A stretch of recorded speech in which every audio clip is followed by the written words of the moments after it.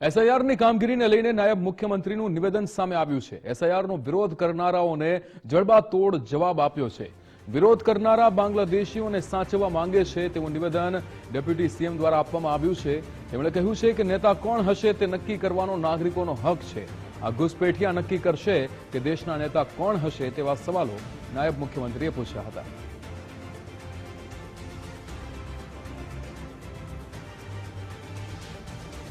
આજે હું મારા મત વિસ્તારના સૌ નગરજનો વતી આ બીએલઓ ભાઈ બહેનોને લોકશાહીના પર્વને વધુ મજબૂત બનાવવા માટેના પ્રયાસ બદલ એમનો આભાર માનવા આવ્યો હતો।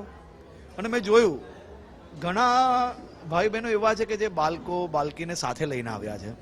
અને સાથે સાથે હું મારા કાર્યકર્તાઓ, ભારતીય જનતા પાર્ટીના કાર્યકર્તા અને સામાજિક આગેવાનોનો બી આભાર માનું છું। એવું માનું છું કે કોઈ બી દેશનો નેતા કે કોઈ બી રાજ્યના નેતા કે પછી કોઈ બી નગરપાલિકા, મહાનગરપાલિકાના નેતા એ ક્ષેત્રના નાગરિકોનો જ હક હોવો જોઈએ એ નેતાને નક્કી કરવા માટેનો।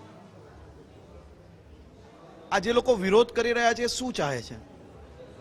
આ બાંગ્લાદેશી ઘૂસપેટીઓ મારા દેશના નેતા નક્કી કરે, મારા રાજ્યના નેતા નક્કી કરે? જે વિરોધ કરી રહ્યા છે એનું ષડયંત્ર શું છે એ સમાજ ખૂબ સારી રીતે જાણે।